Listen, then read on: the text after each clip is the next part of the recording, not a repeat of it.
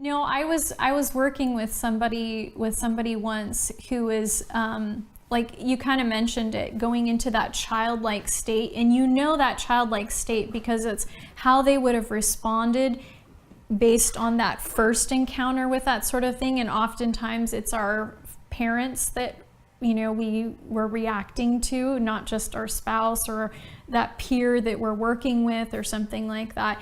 And if we recognize that, then we can address what the real thing is behind that versus reacting based on how it's hurting me in the moment. And I had that happen once with a client who was just a grown woman, but had become like a little child, sobbing and, you know, defending herself in these very juvenile kind of ways with her spouse next to her. And I just asked her, when she was saying some of the most biting, hurtful things, I said, "Do you want a hug right now?"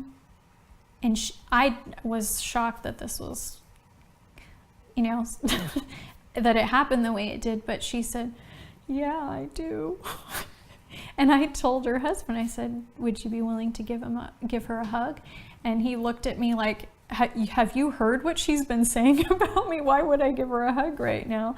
And I said, "Well, just try it." And he did it in the most robotic way, you know, looking at me like, "Is this what I'm supposed to be doing?" And you should have seen her melt. It was what she wanted was the exact opposite of what she was saying, because she was in a defensive mode. And those irrational beliefs are what put us in that place and have us also respond to the other person rather than looking at what is that person experiencing, and maybe this isn't about me. I had a client yell at me once, and I was sure I didn't do anything. And that when we talked about the issue, that person said, "Oh my, I just realized I'm saying this because I thought you were saying these things about me and you didn't say anything. I was jumping to conclusions. I was expecting what you were saying to be about me, and I was giving a list of potential symptoms that people might have in my group, and she thought that they were all about her because she was used to being attacked in the past. And so she jumped to conclusions and she expected those things to be about her.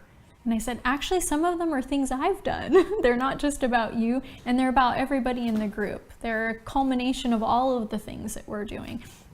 And she looked at me and she was so apologetic, but she had gone back to that place where that's that irrational belief of, I thought somebody was attacking me.